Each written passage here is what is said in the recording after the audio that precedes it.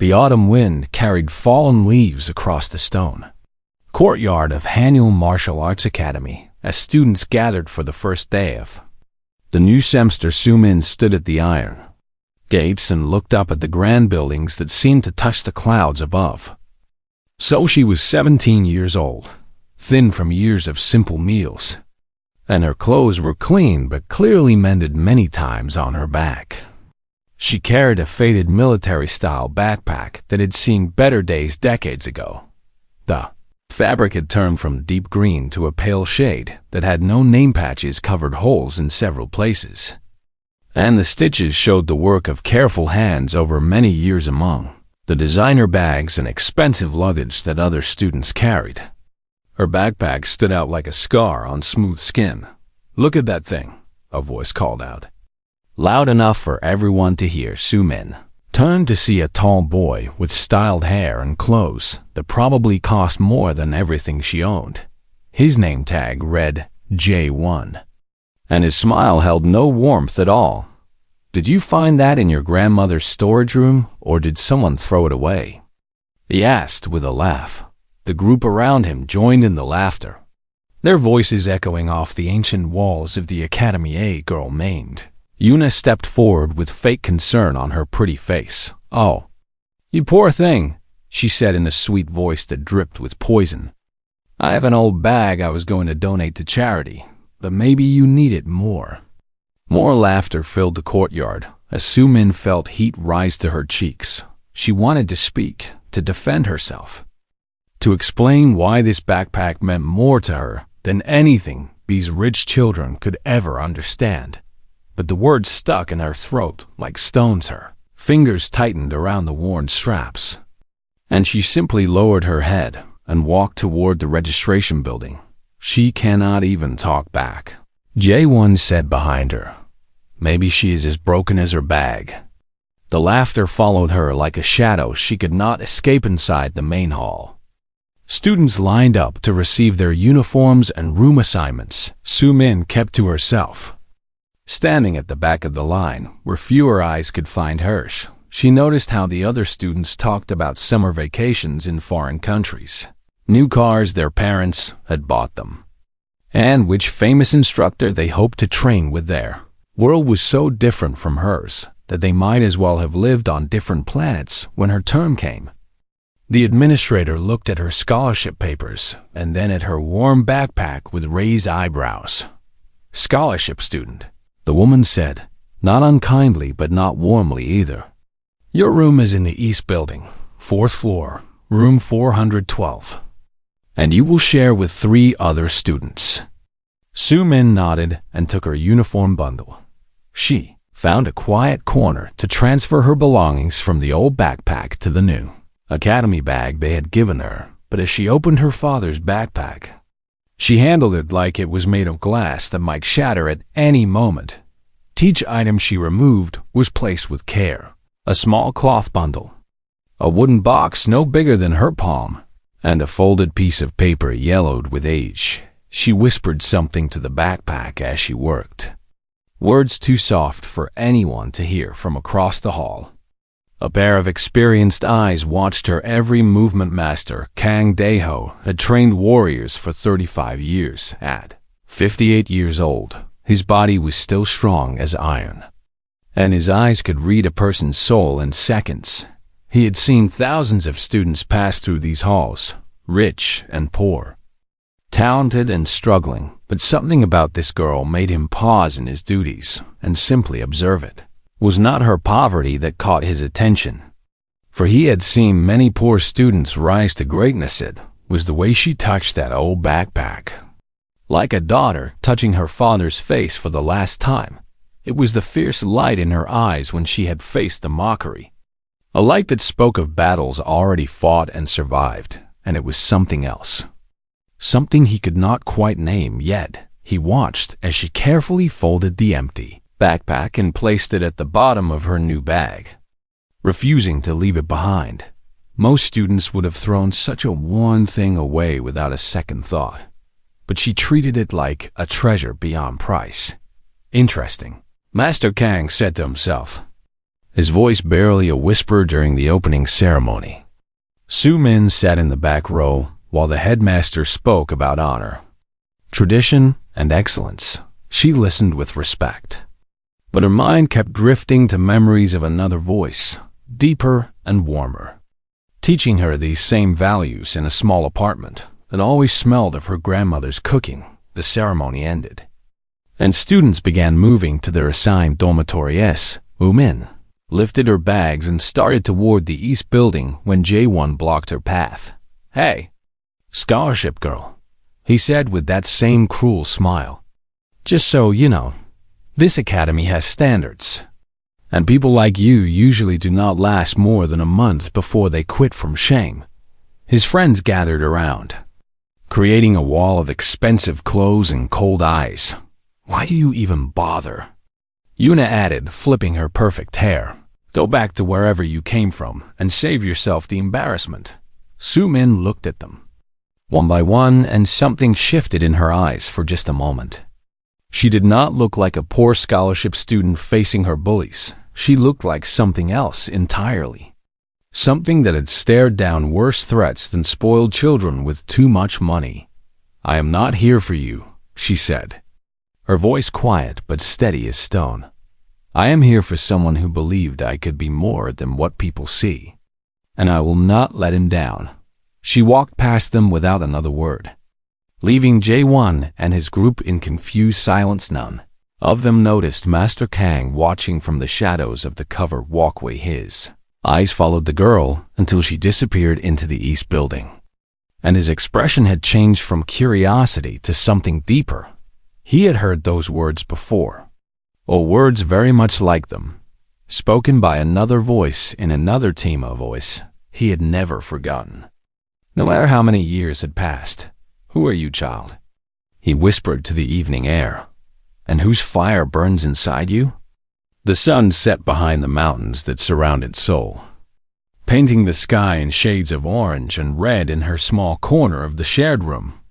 Su-min unpacked her few belongings while her roommates giggled and gossiped on the other side. She did not mind being ignored. She had grown used to loneliness long ago, when the lights went out and the other girls fell asleep. Su-min pulled the worn backpack from her bag and held it against her chest. "I made it." "Father," she whispered into the darkness. "I am here, just like you wanted, and I will find him. I promise." A single tear rolled down her cheek and fell onto the faded fabric, joining the countless other tears and memories that the old backpack had collected over the years outside her window. The moon rose high and bright, and somewhere in the main building, Master Kang sat alone in his office, unable to shake the feeling that something important had begun today. Something that would change everything he thought he knew about the past. The first week at Hanyul Academy revealed truths that made the wealthy students uncomfortable during basic training sessions. Su-min moved with a grace that seemed to come from somewhere deep inside her bones, while others struggled with simple stances. She flowed through them like water, finding its natural path. Her techniques were rough around the edges, lacking the polish that expensive private lessons would have given her. But beneath that roughness lay foundations that most students would need years to build. Master Kang watched from his usual position at the edge of the training hall, his face showing nothing of his thoughts. He observed how she anticipated attacks before they came, how her body remembered movements that her mind had learned long ago. These were not things taught in community centers or cheap dojos. These were the instincts of someone trained by a true warrior. "She is making us look bad," Jae-won muttered to his friends after Su-min completed a sparring exercise faster than anyone else in the class. His pride burned like a wound that would not heal. He had trained since childhood with the best instructors money could buy. Yet this poor girl with her patched clothes moved like she had been born fighting. The resentment among the wealthy students grew like a dark cloud gathering before a storm. They whispered about her in hallways and laughed when she walked Passed with her simple meal, Su-min ate rice and vegetables. While they ordered expensive food delivered from famous restaurants, she wore her single set of casual clothes while they changed outfits 3 times a day, but she never complained. Never asked for anything, never let them see how their cruelty cut her heart. One afternoon, during the lunch break, fate delivered the perfect opportunity for Jae-won's Revan. Su-min had left her worn backpack on a bench near the garden while she went to fill her water bottle. Jae-won spotted it and saw his chance to hurt her in the place she seemed to guard most.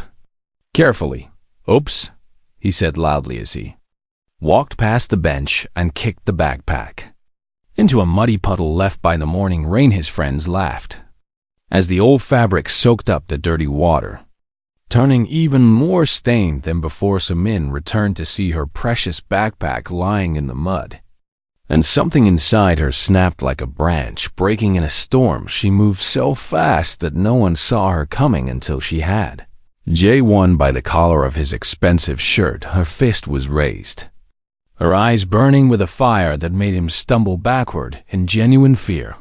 For one terrible moment, she was not a student anymore. She was something else, something dangerous, something forged in pain and loss. Then, just as quickly, the fire died. She released him and dropped to her knees in the mud, cradling the wet backpack like a mother holding an injured child. "What is wrong with you?" Yuna shouted, trying to cover her own shock with anger. "It is just an old bag." But Su-min did not hear her.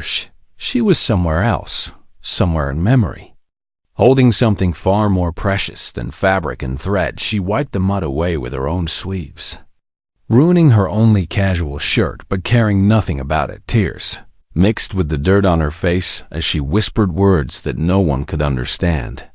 The other students did not know what to do. Some felt uncomfortable, sensing they had crossed a line they could not see. Others laughed nervously, trying to pretend this was still funny. Jae-won straightened his collar and tried to look unbothered, but his hands shook slightly. He had seen something in her eyes that he would not soon forget. That night, after everyone had gone to sleep, Su-min sat alone in the laundry room, carefully drying her father's backpack with a hairdryer borrowed from a kind cleaning lady.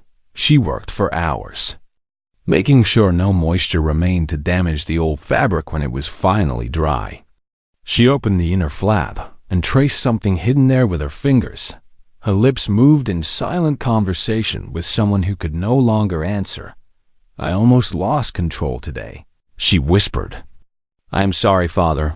I know you taught me better than that. But they do not understand what you mean to me, and I cannot tell them. Not yet."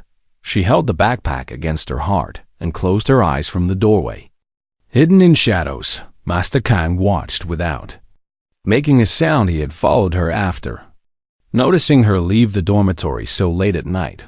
What he saw now answered some questions but raised many more. The girl talked to the backpack like it was a person. She treated it with a love that went beyond simple attachment to an object, and when she opened the inner flap, he caught a glimpse of something that made his breath catch in his throat. He could not see it clearly from this distance, but the shape seemed familiar. The next morning, Su-min appeared for training with dark circles under her eyes, but determination carved into every line of her face. A student named Min-jun, one of the few who had not joined in the mockery, approached her with a friendly smile. "I saw what happened yesterday," he said quietly. "I am sorry. They should not have done that. And if you ever need someone to talk to, I am here." Su-min looked at him for a long moment, searching his face for hidden cruelty or false kindness. She found neither. "Thank you," she said simply. "But I walk this path alone. It is safer that way." Min-jun nodded, respecting her choice, even if he did not understand it. "The offer stands," he said before walking away to join his training group. Days passed, and Su-min fell into a routine that impressed even the strictest instructors. She trained during classes, ate quickly and alone, studied in the library until it closed, and then trained more in the empty courtyard until long past midnight. She pushed herself harder than anyone else, as if she was trying to earn something that could not be bought or given during one midnight training session. Her jacket tore during a particularly intense movement she did not notice.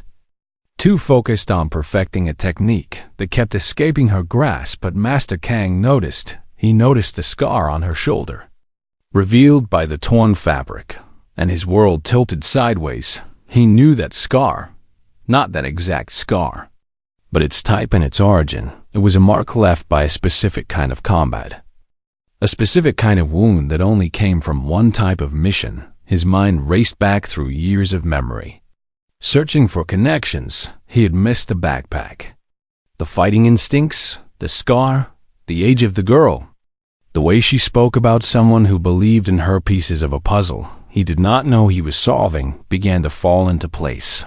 It cannot be, he whispered to himself. But even as he said the words, he knew that it could be, and probably was. He needed to see that backpack up close. He needed to know what she hid inside the inner flap, because if his suspicions were correct, then this poor scholarship student was not just any girl with a sad story. She was the daughter of a ghost, the child of a man whose memory Master Kang had carried like a stone in his heart for 20 years, and that changed everything. The day of the formal evaluation arrived with all the ceremony and spectacle that wealthy families expected from an elite academy. Parents came in expensive cars. Sponsors wore their finest suits, and the training halls were decorated with banners displaying ancient martial symbols. Students stood in neat rows, wearing pristine uniforms and carrying matching equipment bags provided by the academy. All except one, Sumin, stood at the end of her row, wearing the same uniform as everyone else, but carrying her father's warm backpack. Instead of the standard academy badge, she could feel the eyes on her, the whispers spreading like ripples in still water. "Look at that old thing," someone's mother said behind a raised hand. "Why would they allow such a display?" "Scholarship students," another parent replied with a knowing look. "What can you expect?" Sumin kept her eyes forward and her spine straight, refusing to be bent by words that could not touch what truly mattered. The evaluation began with demonstrations of basic techniques, and she performed well enough to draw grudging nods from even the harshest judges. But the real test was yet to come. During the break between sessions, Jae-won's father approached the area where students waited. Chairman Park Sang-chul was a powerful man in the business world, a major donor to the academy, and a person who believed his money gave him the right to say anything. He looked at Sumin and her backpack with open disgust on his face. "This is what our prestigious academy has become," he said loudly, making sure everyone could hear. "Accepting beggars who cannot even afford a proper bag?" Jae-won stood beside his father, uncomfortable but unable to speak against him.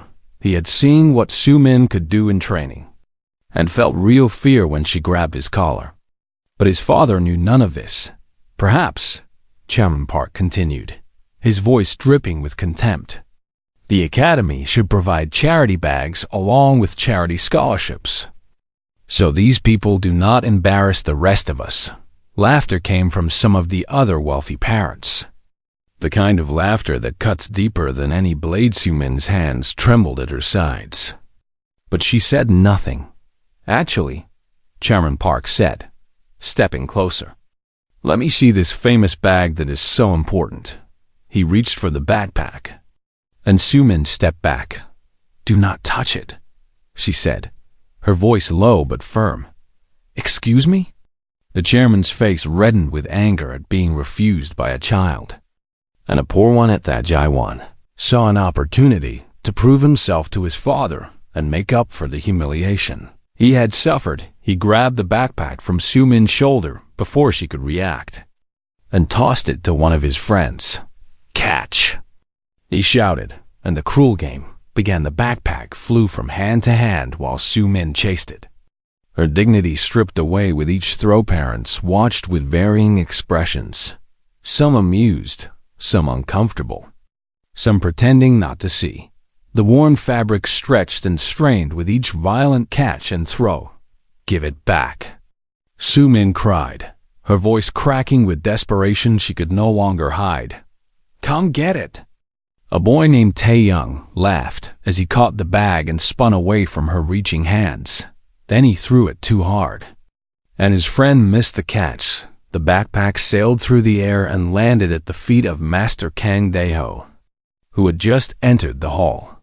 The old flap, weakened by decades of use and the recent rough treatment, finally tore open. Everything inside spilled onto the polished floor. Military dog tags, a small wooden box, the yellowed letter, and a photograph of a young soldier holding a baby girl master. Kang bent down slowly to pick up the backpack. His students and colleagues had never seen him move slowly at anything. Something was wrong. His hands touched the fabric. Annie froze. He turned the backpack over and looked at the inner flap. Now fully exposed by the tear, what he saw there made the blood drain from his face. It was a seal, painted not with ink but with blood that had long since dried to a dark brown. The seal showed an image he knew better than his own reflection. A phoenix rising from flames, surrounded by military symbols below the seal. Words were written in the same faded blood. "For my daughter, when I can no longer protect you. This will..." Master Kang's hands began to tremble so violently that he nearly dropped the backpack. Everyone in the hall fell silent. No one had ever seen the legendary instructor show any emotion. Beyond calm authority, now he looked like a man who had seen a ghost rise from its grave. "Master Kang?" one of the junior instructors asked, stepping forward with concern. "Are you well?" But Master Kang did not hear him. He was somewhere else, somewhere in the past. In a place of blood and fire and brotherhood forged in the face of death, he traced the blood seal with shaking fingers, reading its message over and over as if he could not believe his eyes. "Where did you get this?" he asked, and his voice cracked like he had not spoken in years. Everyone looked at Su Min, who stood frozen with tears running down her face. "It was my father's," she said, her voice barely above a whisper. "He gave it to my mother before his last mission, and she gave it to me before she died. He told her that if anything happened to them, I should find you." Master Kang's trembling grew worse. "Sergeant Park," he whispered, naming a ghost that had haunted his dreams for 2 decades. "Sergeant Park Sung-ho was your father?" Su Min nodded, unable to speak any more. The hall erupted in confused murmurs. Who was Sergeant Park? What was happening?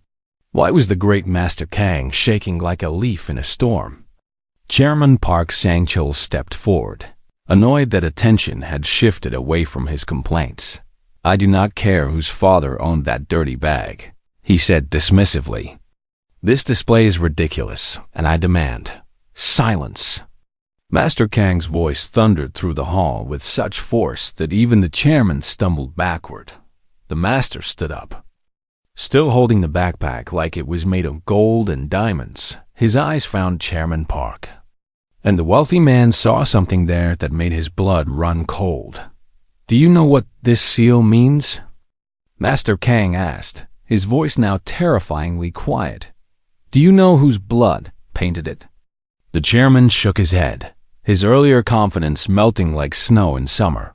"This seal belongs to Unit 777, the most elite special forces team in Korean military history. And this blood..." Master Kang's voice broke, and tears began to fall from his eyes. "This blood belongs to the bravest man I have ever known. The man who saved my life and the lives of 22 others. The man whose daughter you just humiliated for entertainment." The silence that followed was so complete that Su Min could hear her own heartbeat. She watched as the legendary master, the man her father had trusted with her future, cried openly in front of everyone. "I have waited 20 years to repay my debt to Sergeant Park," Master Kang said, looking at Su Min with eyes full of grief and wonder. "I searched for his family, but they had moved. and his records were sealed. I never stopped looking, never stopped hoping. And now his daughter stands before me. He walked towards Su-min, each step heavy with the weight of years when he reached her. He did something no student had ever seen him do. He knelt before her and bowed his head to the ground. "Forgive me," he said, his voice muffled against the floor. "Forgive me for not finding you sooner. Forgive me for every hardship you suffered while I lived in comfort. I failed your father, and I failed you." Su-min looked down at the kneeling master. Overwhelmed by emotions she could not name. "My father said you would help me," she managed to say through her tears. "He said you were the only man he trusted. The only man who would understand." Master Kang raised his head, and for the first time in 20 years, he smiled through his tears. "Your father gave me my life," he said. "Now I will spend the rest of it honoring his memory through you." He stood and turned to face the silent crowd, and his eyes found J1 and his father. The dude's expression on his face promised a reckoning that money could not buy or prevent. "Now," he said, his voice cold as winter steel, "let us talk about what happened here today." Master Kang stood before the silent crowd with the worn backpack still clutched against his chest like a sacred relic. His tears had dried, replaced by a steely resolve that made even the most arrogant sponsors lower their eyes. "You want to understand what this bag means?" he said, his voice carrying to every corner of the great hall. "Then let me tell you about the man who carried it." He closed his eyes for a moment, and when he opened them again, he was looking into the past, 20 years ago. "I was a young officer leading a special forces unit into enemy territory. Our mission was to rescue hostages from a compound deep in the mountains. And everything that could go wrong did go wrong." The crowd listened in complete silence as Master Kang continued. "We were ambushed, outgunned, surrounded by forces that outnumbered us 5-1. Half my men were wounded in the first attack, and I took a bullet that shattered my leg." He gestured at his right leg, which Su-min now realized he favored slightly when he walked. "I ordered my men to leave me behind and complete the mission.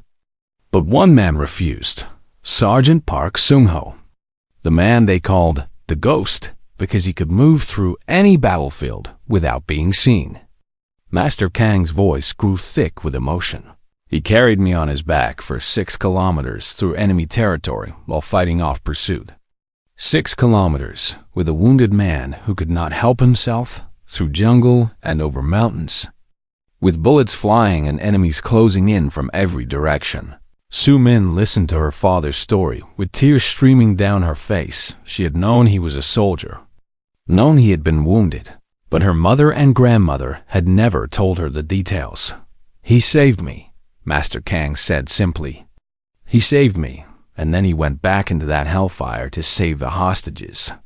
One by one, he carried them out, wounded men, women, children. He made 7 trips into that compound while the rest of us could only provide cover fire." The wealthy parents who had laughed at Su-min's backpack now looked at the floor with shame. By the time the mission ended, Sergeant Park had saved 23 lives. But the cost was terrible. He had been shot 4 times, and the doctors said the wounds would slowly destroy his body from within. Master Kang turned to look at Su-min with infinite tenderness. "In the medical tent, when we thought he might not survive the night, he took off his backpack, the same one you see here, stained with his own blood from the battle. And he made me promise something." "What did he make you promise?" Su-min asked, her voice barely a whisper. "He said he had a wife and a daughter he had never told anyone about. He kept them secret to protect them from enemies who might seek revenge. He made me swear that if anything happened to him, I would look after his family. But he knew they were proud and would not accept charity." Master Kang held up the backpack. "He told me, if my daughter ever comes to you carrying this bag, you will know she truly needs help, and you will give her everything she deserves, not as charity, but as the debt you owe me." The hall remained perfectly still. Sergeant Park survived that night, Master Kang continued. He lived for 7 more years, long enough to see his daughter grow. Long enough to teach her the foundations of everything she knows. But the wounds never healed, and when she was 7 years old, his body finally gave out. He looked at Su-min with eyes full of understanding. You were raised by your grandmother after your mother passed, were you not? Su-min nodded. Grandmother did her best. But she was old and sick herself. She died 6 months ago. And I had nowhere to go. She reached into the backpack and pulled out the yellowed letter. Father wrote this before he died. He told me about you, about this academy, about the promise you made. He said if I ever truly needed help, I should come here and show you the bag. Master Kang took the letter with trembling hands and read the words his old friend had written. His tears returned, falling onto paper that had waited 2 decades to deliver its message. My old friend, he whispered to the letter. You trusted me with your greatest treasure, and I did not even know she existed until today. He looked up at the crowd, at the sponsors and parents and students who had watched the drama unfold. This girl, he said, pointing at Su-min, is not a charity case. She is not here because she cannot afford better. She is here because her father was the greatest warrior I ever knew, and she carries his blood in her veins and his spirit in her heart. Chairman Park's Sang-chul shifted uncomfortably. His earlier words hung in the air like poison. Impossible to take back. The backpack you mocked. Master Kang continued, his voice growing harder, is stained with the blood of a hero. The patches were sewn by a mother who wanted to preserve her husband's memory. The worn fabric has been held by a daughter who had nothing else left of the father who loved her. He stepped toward the chairman, who backed away despite himself. You called it dirty. You called it embarrassing. You let your son throw it around like garbage. Tell me, Chairman Park, what have you ever done that equals the worth of that dirty bag? The wealthy man had no answer. His face had gone pale, and for the first time in his life, he understood that there were things his money could not buy, could not control, could not make go away. J1 stepped forward, and everyone expected him to defend his father instead. He walked toward Su-min with his head bowed. I did not know, he said, his voice cracking with genuine shame. I thought I was better than you because of what I have. But I was wrong. I am sorry, truly sorry. Not because my father is being shamed, but because I was cruel to someone who deserved respect. He bowed deeply. A formal apology that surprised everyone who knew him. Su-min looked at him for a long moment. She could see the sincerity in his eyes, the real regret that went beyond fear of punishment. Her father had taught her many things in the short years they had together, and one lesson stood above all others. Mercy takes more strength than revenge. I accept your apology, she said quietly. My father believed that people could change, that everyone deserves a chance to become better. I will honor his belief. Master Kang watched the exchange with approval. Your father would be proud of you, he said to Su-min. He always said that true strength shows itself in how we treat those who have wronged us. He placed his hand on her shoulder, a gesture of acceptance and belonging. From this day forward, you are no longer a scholarship student. You are my personal student, my responsibility, and when I am gone, you will inherit everything I can teach you.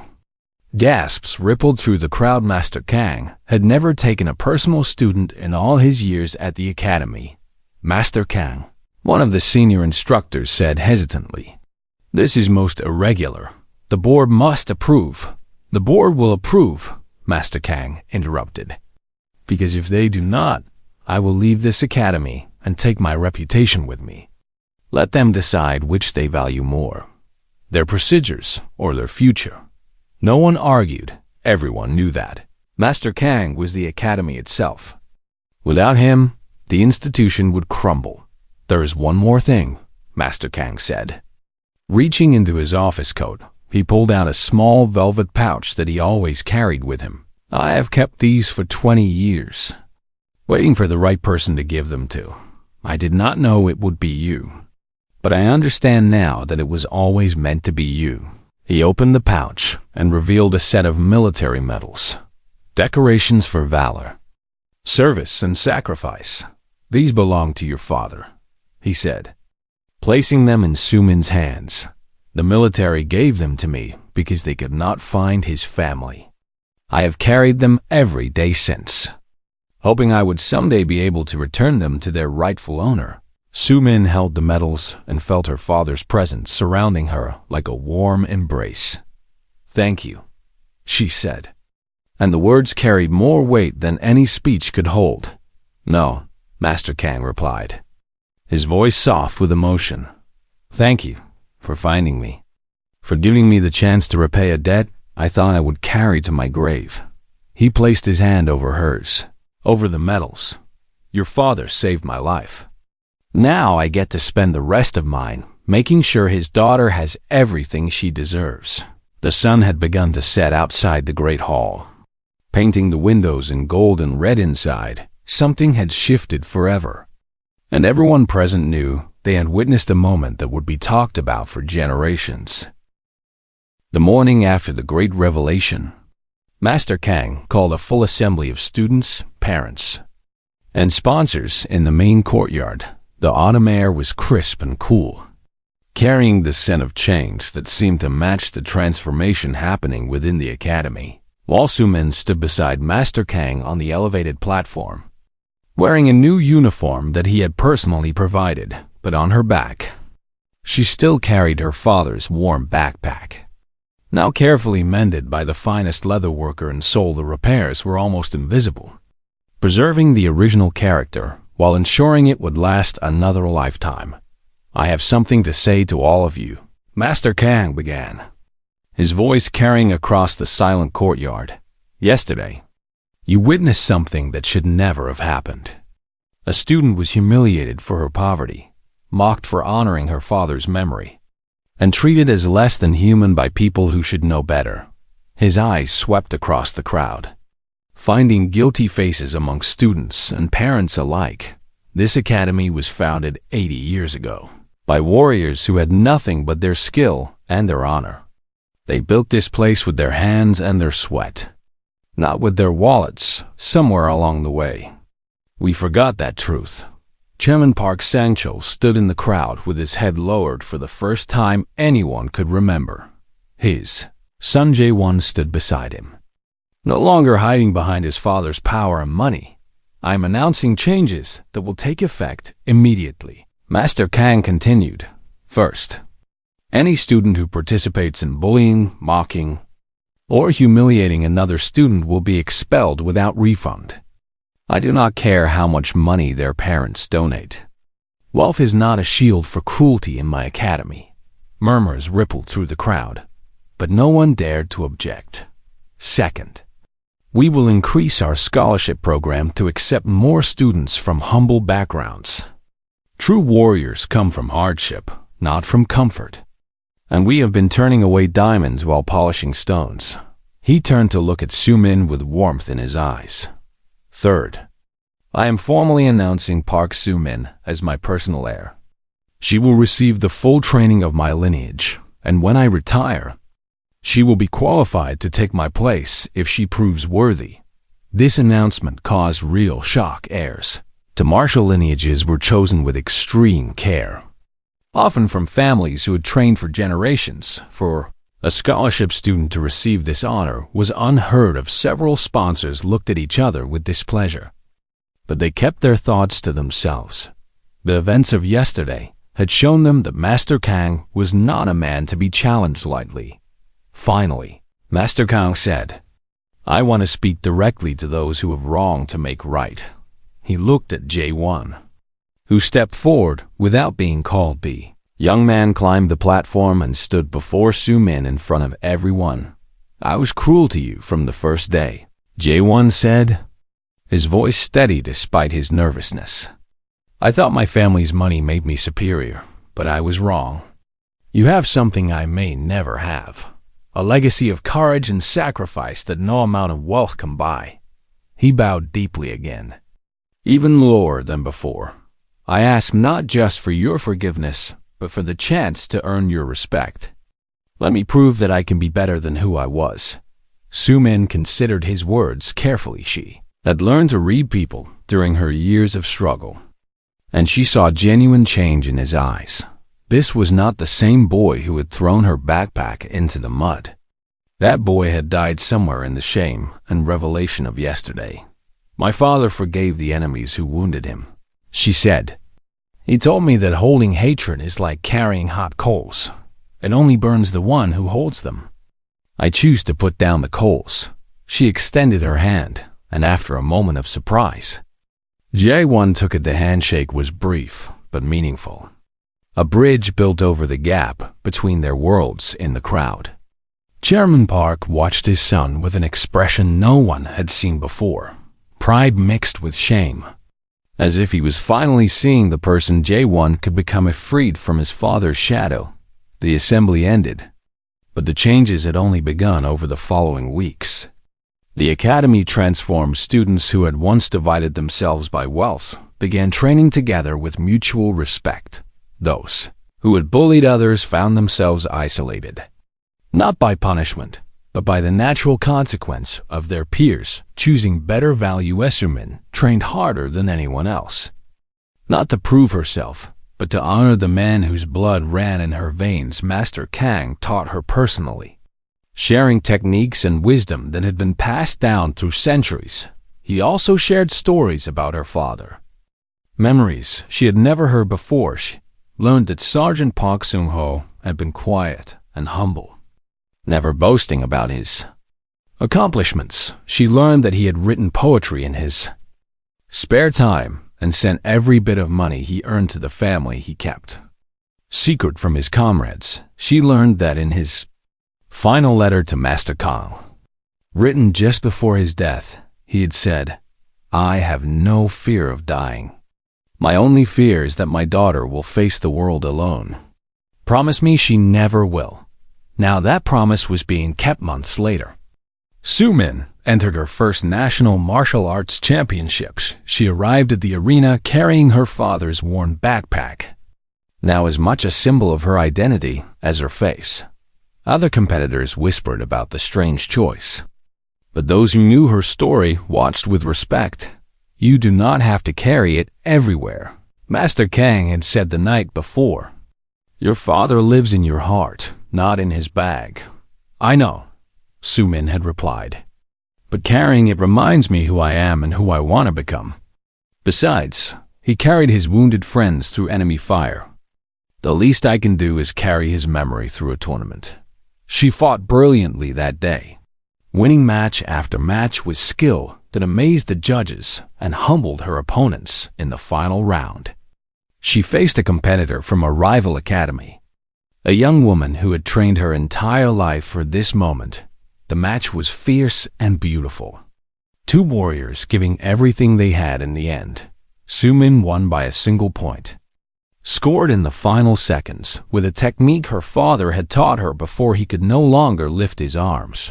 She stood on the winner's platform with tears in her eyes, holding her trophy while Master Kang applauded from the front row. Her greatest treasure was not the shining gold medal they hung around her neck. It was the worn backpack sitting beside her feet. Witness to another victory in a lifetime of struggles. After the ceremony, a young student from another academy approached her with curious eyes.